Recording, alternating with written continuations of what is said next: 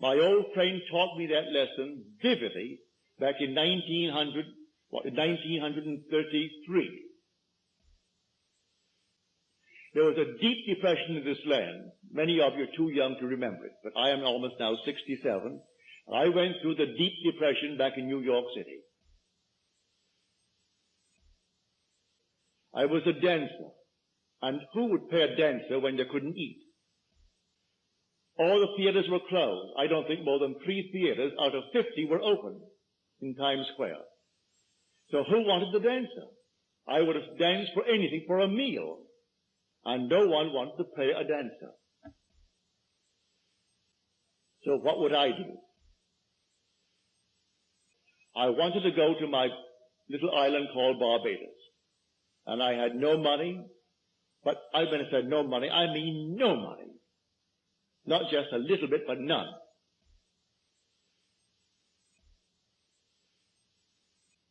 I said to my friend Abdullah, I would love to go to Barbados. He said to me, you are in Barbados. I said, I am in Barbados? He said, yes, you are now in Barbados.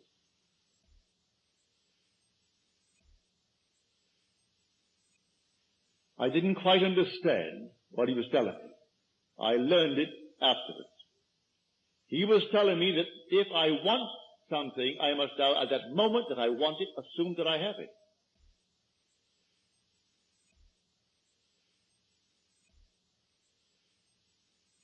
I want to go to Barbados. I am in Barbados. So this night when I sleep in Barbados.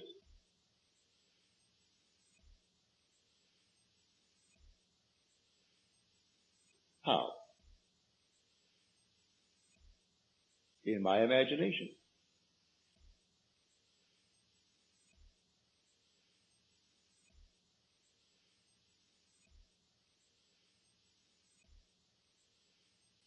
And how do I know I'm there? Think of New York City where physically I'm sleeping and see it to my north, 2,000 miles, northwest of where I am in Barbados.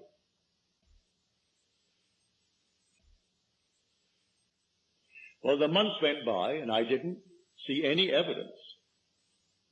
So I said to him, you know, Ab, if I don't make the next boat out, well, no planes were flying, no commercial planes were flying in those days, I can't go to Barbados. He said to me, who said you are going to Barbados? You are in Barbados.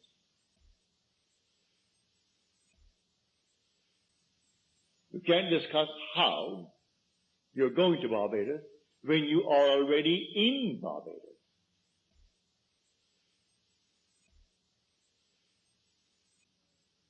Then he walked straight to his room and slammed the door in my face, which was not an invitation to follow him. If you knew him, that's how he taught me.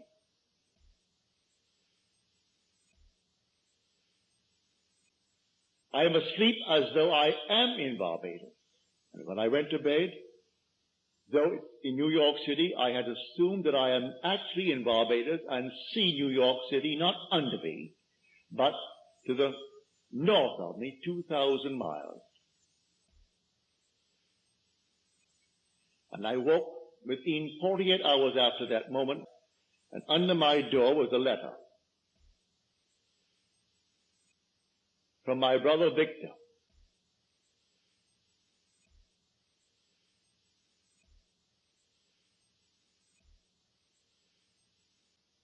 And in that letter, he enclosed a small little draft, $50.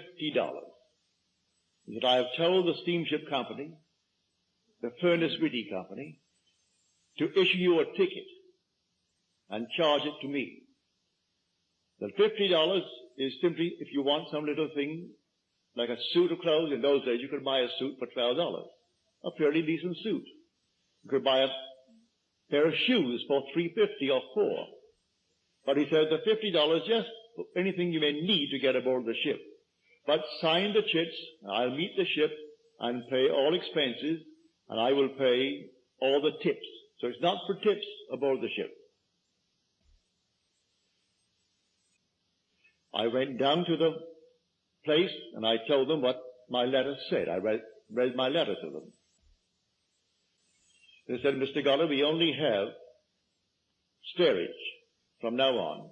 But when we get to St. Thomas, the Virgin Islands, you may have first class because someone disembarks in St. Thomas. I accepted it. I went back to my friend Abdullah and I told him, Ab, it worked. I'm going on the 6th of December, but I have to go steerage until we hit St. Thomas, and then we go first class to Barbados. You know what he said to me? He said, who is talking of going to Barbados? You have gone to Barbados and you went first class. Well, what are you going to do with a man like that? I went straight to the boat on the morning of the 6th, expecting I would go steerage to the Virgin Islands, when the man said to me, Mr. Goddard, we have a nice surprise for you. We had a cancellation, and so now you're going first class. He wasn't surprised. I wouldn't even call him to tell him, because he was not given that way. He was trying to teach me a lesson. You believe in God, believe in me also. Well, the one speaking is God. It's the God in you, your own wonderful human imagination. If you say, I believe in God, everyone here believes in God, but do you believe in your own wonderful human imagination as God?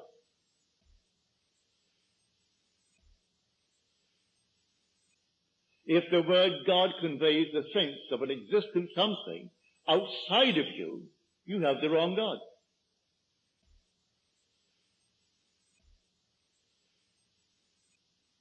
Because you are the temple of the living God, and the Spirit of God dwells in you.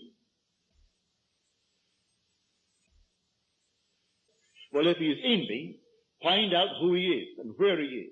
Well, I have found him to be my own wonderful human imagination. That's the God in me. It's the God in you. And may I tell you, he cannot fail. He will not fail. But here on this level, we are the operant power when it comes to the law. When it comes to the promise, that is coming regardless of the life we live in this world. Whether I be rich or poor, be the judge or the one being judged, the murderer or the victim, regardless of what part I play in this world, the promise is not conditioned. It is unconditioned. God promised to redeem himself when he became man. So my fitness for the kingdom of God is not the condition when I make myself good. It is the consequence,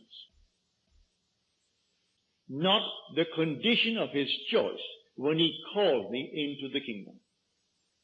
So let no one frighten you that you're doing things that's going to stop you from entering the kingdom. It is not conditioned by anything you do in this world.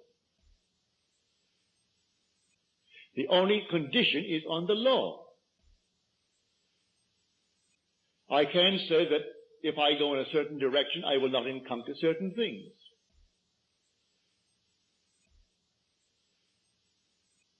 If I dare to assume that I am what I want to be, and I am faithful to that assumption, it will come to pass.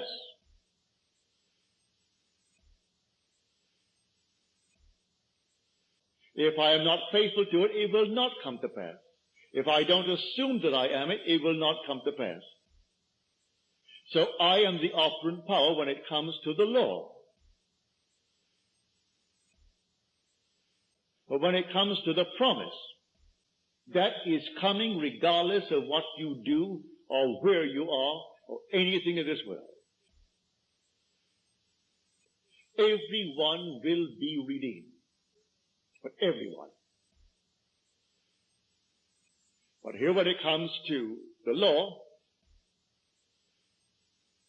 spend all your time while you are here, because the other is working, is coming.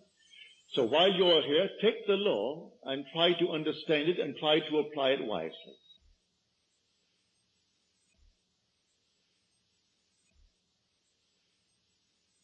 Why not live well? Why not live graciously? Why not be a kind person, a generous person in the world? Why not be a gentleman? Why not be a lady? These are tremendous accomplishments for man and for woman in this world.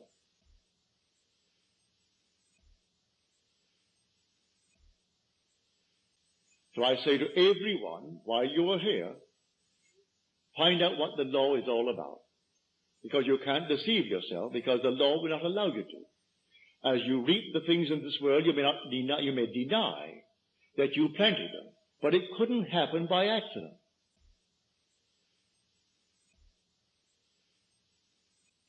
So be not deceived, God is not mocked.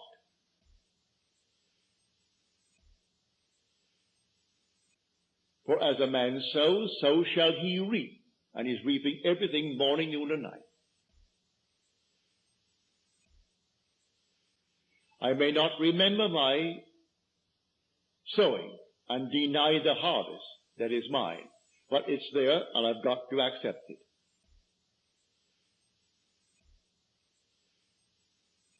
Let me now try to remember, when did I plant this? Maybe I can't bring it back. We have very short and faulty memories, and I can't quite remember when I planted that seed.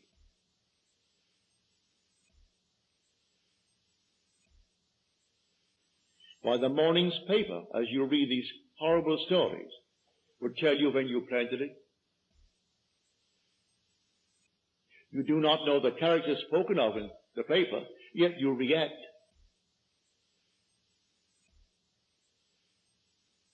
And that reaction was in itself the planting of the seed. You pass judgment on those that you read about.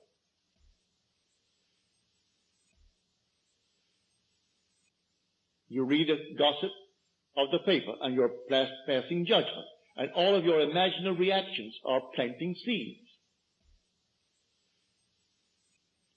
Instead of spending your wonderful time and investing it by, say, reading the Bible or reading a poem, read something that is altogether lovely, you spend our time on the paper or the radio bulletin or the TV. And all day long we're simply putting into our mind ideas that must come to harvest. And when they come, we deny that we planted them.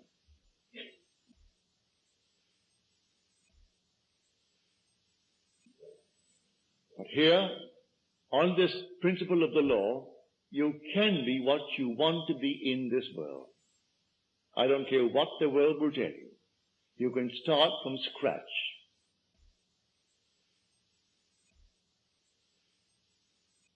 And if you dare to assume that you are wanted in this world, you will be wanted. I am not a member of any club in the land. And yet, here I am an American citizen today by adoption. And yet, wonderful men and women in this land have never been allowed to enter certain clubs. I'm speaking of clubs I know well back in New York City.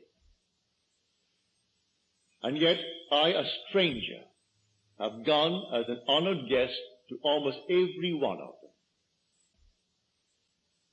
Because I never barred myself. It never occurred to me that I didn't have all the qualifications to enter as a guest. I have no desire to become a member. None. Yet I have gone to all of these clubs as a guest of those who were members.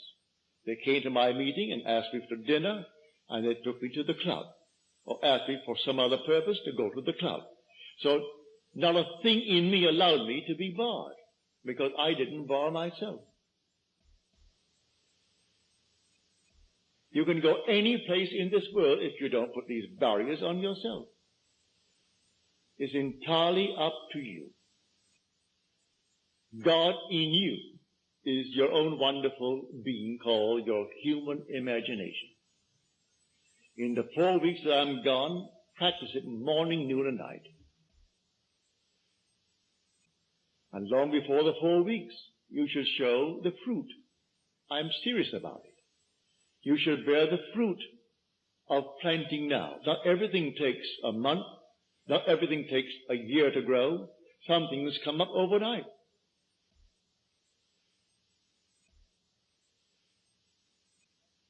And you can plant it now, this very moment, by daring to believe that you are what at the moment reason denies and your senses deny. And actually feeling. Give it the tones of reality.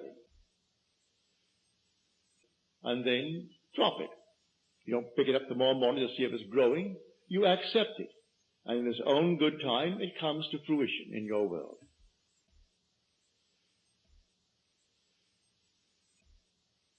That is the law.